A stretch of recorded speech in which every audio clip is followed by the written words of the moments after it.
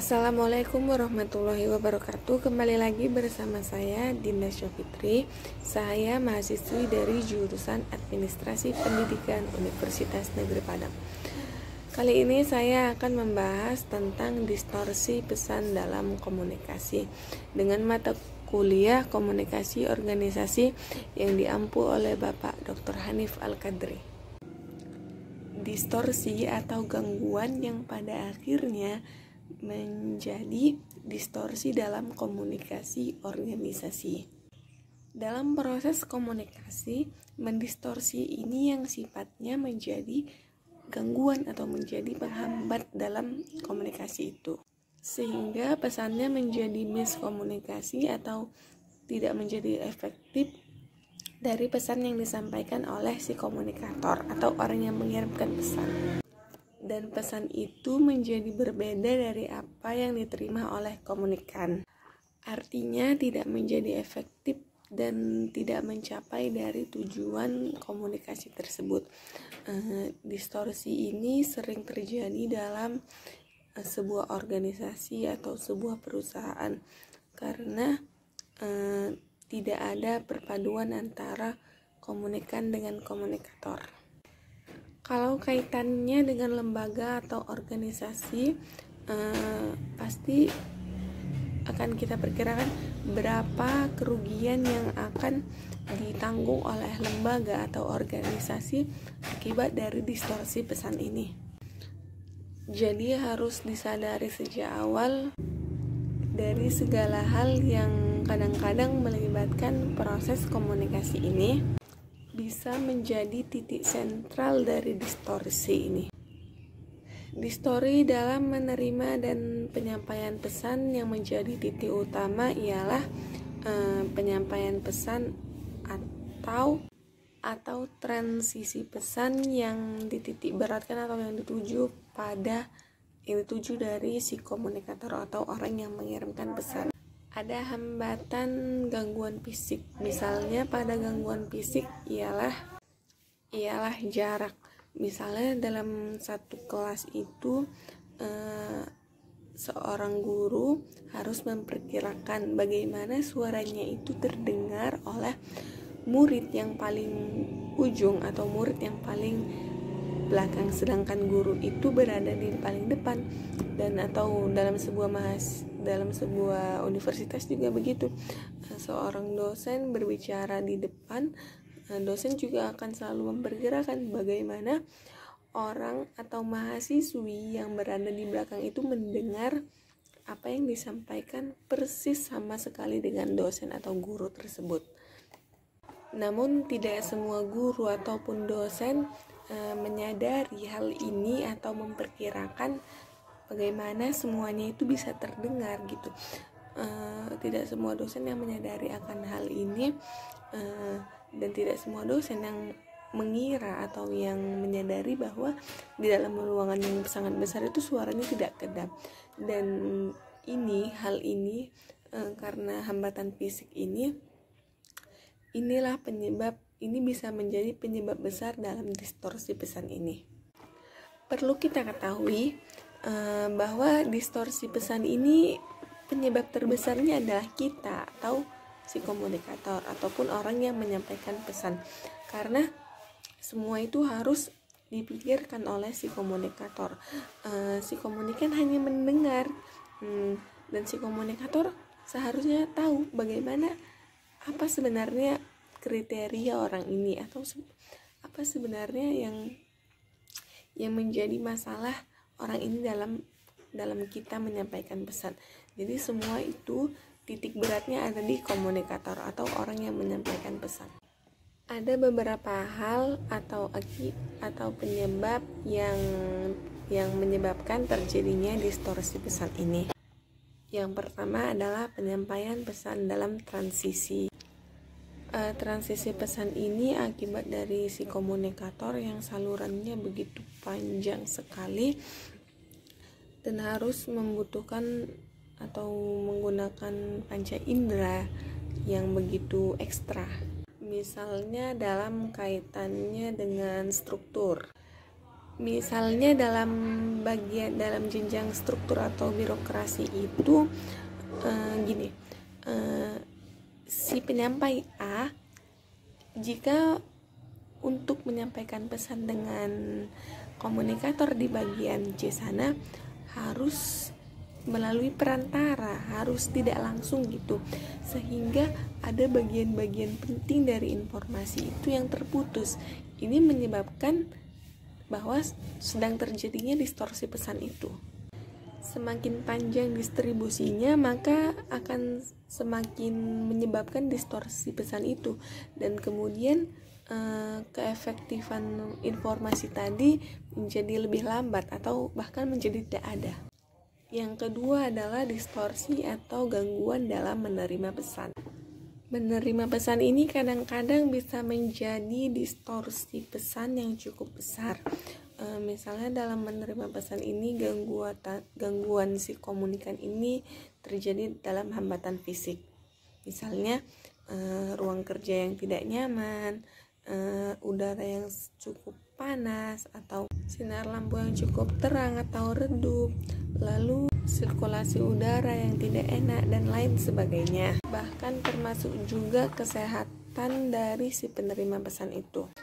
Dan kondisi penerima pesan yang lagi galau, yang pikirannya lagi banyak, atau yang lain-lain, ketika kita ingin menyampaikan pesan, namun keadaan penerima pesan ini gangguan fisiknya sangat terhambat gitu, atau lagi tidak enak perasaan. Jadi ini bisa jadi penghambat besar dalam distorsi pesan itu, dan informasi-informasi penting yang kita sampaikan itu tidak akan menjadi lebih efektif karena si penerima pesan tadi yang tidak fokus untuk mencerna atau mendengarkan dari pesan yang disampaikan oleh komunikator. Nah, sebenarnya referensi komunikator ini sangat berpengaruh dalam penyampaian informasi ini, karena komunikator harus benar-benar jeli melihat atau memahami bagaimana kondisi dari orang yang ingin disampaikan pesan, sehingga komunikasi efektif itu akan terjadi jika keduanya saling mempunyai peran yang sama gitu. Atau si komunikator menyampaikan informasi dengan baik dan si komunikan menerima informasi dengan sebaik-baiknya atau persis sama sekali dengan apa yang dikatakan oleh si komunikator. Hambatan yang lain dalam pertukaran informasi ini adalah yang hambatan mental, lalu perbedaan intelektual, perbedaan budaya, ras, suku, lalu pendidikan, sosial, ekonomi. Hal-hal ini bisa menjadi distorsi pesan atau bisa menjadi tidak efektif dalam pertukaran pesan atau informasi. Bahkan kadang-kadang orang yang tingkat level pendidikannya lebih tinggi itu menggunakan daya serap dan imajinasinya yang lebih tinggi, sehingga si komunikator harus mengerti bagaimana cara dia menyampaikan informasi ini. Maka tuntutannya ada pada si komunikator harus menggunakan bahasa atau cara-cara yang bisa dimengerti oleh orang tersebut. Yang ketiga adalah distorsi dalam mengartikan pesan itu sendiri. Artinya latar belakang, usia, jenis kelamin, sosial, budaya itu bisa menjadi penyebab dari distorsi pesan, dan bisa menjadi gangguan bahwa setiap kita itu melihat pesan yang berbeda. Dan yang kedua adalah interpretasi pesan. Jadi setiap orang juga berbeda dalam memaknai pesan-pesan yang disampaikan oleh si komunikator. Dan jadi pemaknaan kata yang berbeda tadi menjadi gangguan atau bisa menjadi penyebab dari distorsi pesan itu. Nah, sekarang pertanyaan kita, bisa atau tidak distorsi pesan itu dikurangi atau bahkan dihilangkan? Tentu saja bisa, karena ada kondisi, ada strategi atau cara yang bisa menghilangkan, yang bisa mengurangi atau bahkan menghilangkan distorsi pesan itu tadi. Namun cara ini tergantung pada kita yang membawakan atau yang melakukan pesan itu, menyampaikan pesan itu kepada si komunikan. Semua tergantung pada komunikatornya. Nah, ini cara untuk mengupayakan atau mengurangi atau bahkan menghilangkan distorsi pesan dalam sebuah lembaga atau sebuah organisasi. Persepsi antara si pengirim dan penerima pesan harus disamakan pemahamannya. Strateginya ketika kita akan menyampaikan informasi, kita harus menelaah atau harus mengetahui siapa orangnya, bagaimana level pendidikannya, atau gimana kriteria orang tersebut. Kita harus mengetahui semua ini karena sehingga kita harus mempersiapkannya terlebih dahulu sedemikian rupa agar orang-orang tersebut yang kita sampaikan pesan ini mengerti dari isi atau makna pesan yang kita sampaikan. Orang-orang ilmiah itu tidak sama di kampung halaman atau di tempat kita, karena kita mengira bahwa mereka tidak mengerti apa yang kita sampaikan, padahal sebenarnya mereka mengerti tahap-tahap itu, mengerti dari inti persoalan yang kita bahas. Artinya kita harus mengganti, mengolah kata-kata atau bahkan mengubah kepada bahasa yang baku agar orang-orang ilmiah itu mengerti dari apa yang kita sampaikan. Padahal sebenarnya mereka itu juga sudah mengerti dengan apa yang kita sampaikan. Dan namun kadang-kadang penggunaan bahasa ini bisa menjadi penyebab dari distorsi pesan ini. Nah, yang kedua adalah persisi. Persisi ini dilakukan untuk menghindari kesalahpahaman antara si komunikator dengan si komunikan. Hal-hal yang disampaikan dalam bentuk gambar, grafik, atau dan yang lain sebagainya harus disampaikan dengan persisi yang jelas. Kredibilitas artinya orang-orang yang disampaikan pesan atau menerima pesan harus sangat dipercayai, karena semakin tinggi kredibilitas seseorang maka akan semakin tinggi rasa orang untuk percaya dalam menyampaikan pesan-pesan tersebut. Namun semakin tidak mempunyai kredibilitas, bagaimanapun orang-orang menyampaikan pesan kepada si komunikator tersebut, maka orang lain juga tidak akan mempercayai apa yang disampaikan dia karena tidak memiliki kredibilitas. Maka kredibilitas ini sangat memberi acuan dan sangat berpengaruh dalam penyampaian pesan ini.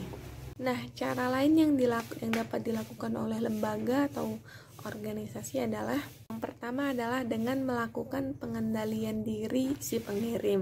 Artinya bahasa yang disampaikan, misalnya bahasa marah, bahasa sedih, bahasa senang, dan lain sebagainya, itu harus dikendalikan sejak awal atau itu harus direncanakan sejak awal sebelum memulai percakapan atau menyampaikan informasi. Tata bahasa, inti atau makna sudah didesain sedemikian rupa sehingga ketika komunikasi itu terjalin, tercapai sesuai tujuan dari komunikasi atau tercapai dari tujuan penyampaian informasi. Dan tujuan dari kita itu diterima baik oleh mereka atau orang-orang komunikan. Yang kedua adalah keserasian antara si pengirim dan si penerima pesan. Artinya keserasian ini juga harus dipikirkan dalam orang-orang organisasi atau lembaga agar mengurangi dari distorsi pesan ini. Dengan menyampaikan atau dengan cara pesan yang baik, maka si penerima akan lebih cenderung menerima apa yang kita sampaikan dan akan menjadi lebih efektif dan diterima dengan baik. Kadang-kadang ada hal atau konsep yang harus kita sadari untuk mengurangi distorsi dalam sebuah komunikasi. Filosofinya begini, Allah menciptakan kita 2 telinga dan 1 mulut. Artinya kita itu disuruh untuk lebih banyak mendengar daripada berbicara. Namun kenyataan yang sekarang, manusia lebih banyak ingin didengarkan atau ingin berbicara daripada mendengarkan.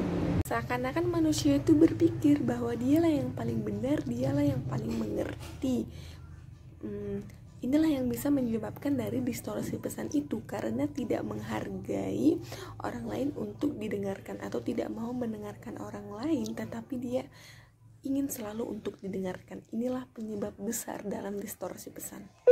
Komunikasi yang efektif itu timbul muncul ketika dua peran atau antara si komunikan dan si komunikator itu menyampaikan pesan yang sama. Hal ini sangat perlu bahwa dari si komunikan dan si komunikator itu untuk memainkan peran yang sama, mengantisipasi dari hal yang namanya distorsi pesan itu. Manusia juga harus dibiasakan untuk mendengarkan orang lain dan harus diolah dari sejak dini atau dari sejak awal agar bisa lebih banyak untuk mendengarkan daripada berbicara. Kebiasaan mendengarkan yang begitu sulit untuk dilakukan ini bisa menjadi penyebab dari distorsi pesan dimanapun dan bahkan dalam hal persentase atau dalam hal rapat, orang-orang di dalam ruangan atau dalam penyampaian informasi tersebut itu kebanyakan ingin mengemukakan pendapat tanpa mendengar dari apa yang dilakukan oleh orang yang berbicara. Setiap kita memaksakan kehendak untuk didengarkan, tapi jarang sekali kita atau manusia itu yang ingin mendengarkan. Sekarang kita hanya melihat diri kita sebagai orang yang pengirim pesan agar didengarkan. Ada 3 kriteria dalam mendengarkan pesan. 3 hal ini harus dipikirkan terlebih dahulu. Yang pertama, mendengarkan isi. Yang kedua, mendengarkan kritis. Yang ketiga, mendengarkan aktif atau mendengarkan empati. Yang pertama, mendengarkan isi. Kalau hanya mendengarkan isi pada saat orang berbicara atau presentasi ataupun rapat, semua orang itu bisa melakukannya, bahkan lebih mudah melakukannya karena hanya mendengarkan isi-isi penting atau makna dari dari informasi tersebut tanpa memikirkan setuju atau tidaknya dari pengirim pesan atau penyampaian informasi tadi. Mendengarkan isi ini sangat mudah sekali, dan yang menjadi permasalahan ialah mendengarkan kritis. Mendengar kritis ini artinya kita sebagai pendengar itu dituntut untuk mengevaluasi isi-isi atau makna dari apa yang disampaikan oleh si komunikator. Kadang-kadang harus menggali sudut pandang dari pembicara dan harus dianalisis sedemikian rupa. Mendengarkan kritis ini harus menggunakan panca indera yang banyak dan kadang-kadang semua anggota tubuh kita itu ikut berperan dalam mendengarkan kritis ini. Yang lebih luar biasanya lagi ialah mendengarkan aktif atau empati. Artinya kita sebagai pendengar atau komunikan sebagai pendengar itu harus memahami apa sebenarnya maksud dari komunikator itu menyampaikan informasi, sehingga membuat seluruh panca indera kita meresapi dari informasi tersebut. Dan ketika kita mendengarkan aktif atau empati ini, itu bahkan bisa menghilangkan distorsi pesan. Mendengar aktif ini kita bisa menghargai, kita bisa juga merasakan bagaimana orang-orang yang berkata itu tidak didengarkan atau diacuhkan, sehingga mendengarkan aktif atau empati ini harus menggunakan betul-betul meresapi dan mengetahui apa sebenarnya yang dibutuhkan oleh si komunikator itu. Setiap orang itu pastinya ingin didengarkan, dan supaya objek itu tidak mudah dilupakan, ada beberapa hal untuk mengantisipasinya. Namun ini sangat jarang dilakukan oleh orang lain, atau jarang sekali orang lain untuk melakukan ini karena kesepelean mereka. Ada orang yang tidak ingin melakukan, padahal kalau misalnya proses ini dilakukan, itu bisa mengurangi atau bahkan menghilangkan distorsi yang terjadi dalam komunikasi atau sedang terjadinya informasi. Nah, yang pertama ada menghadiri. Menghadiri ini artinya secara fisik itu ada di tempat tersebut, hati dan pikiran juga ada di tempat tersebut, sehingga itu bisa mengantisipasi pesan-pesan informasi-informasi yang penting, dan kita bisa juga mencerna dari informasi tersebut. Ya, diri kita juga lebih fokus untuk memperhatikan, dan diri kita itu lebih enak mendengarkan informasi-informasi itu. Nah, yang kedua adalah menginterpretasikan. Ya, inti dari apa yang mereka sampaikan. Jika kita sudah menginterpretasikan dari situ, berarti panca indera atau seluruh atau organ-organ terpenting dalam tubuh kita ini ikut memainkan hal itu. Artinya kita akan fokus untuk mengangkat apa yang disampaikan oleh si komunikator. Yang ketiga adalah mengingat. Artinya mengingat apa yang dirujuk pesan tersebut di kemudian hari. Jadi seluruh panca indera ini ikut atau fokus mendengarkan komunikator, dan kita tidak ingin ketinggalan karena ada hasrat ingin mengingat. Sebenarnya kalau 3 hal ini saja dilakukan oleh pendengar itu bisa menghapuskan distori pesan itu dan mengingat informasi-informasi dari subjek tadi atau dari komunikator tadi.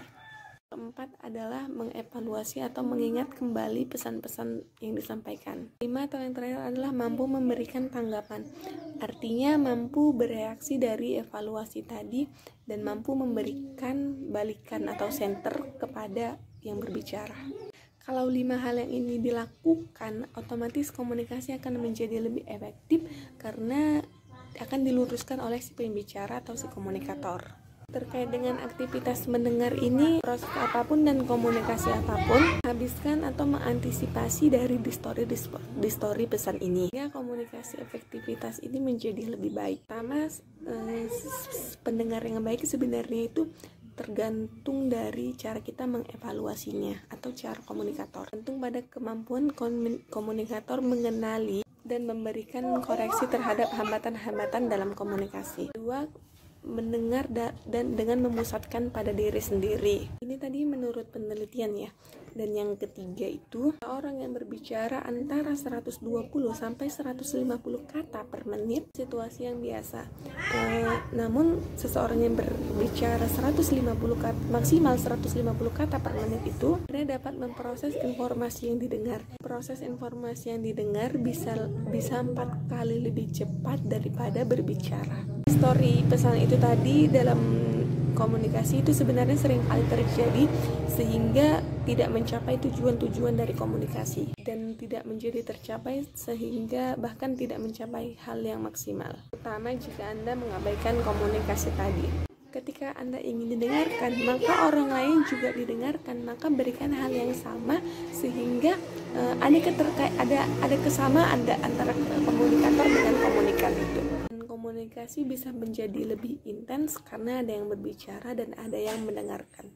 Mudah-mudahan ini bisa menjadi antisipasi bagi Anda ketika melakukan komunikasi sehingga komunikasi itu mencapai tujuan dan bisa lebih menjadi efektif dan bisa mengurangi bahkan menghilangkan distori pesan tersebut. Mudah-mudahan ini bermanfaat bagi Anda semua. Lebih dan kurangnya saya mohon maaf. Wassalamualaikum warahmatullahi wabarakatuh.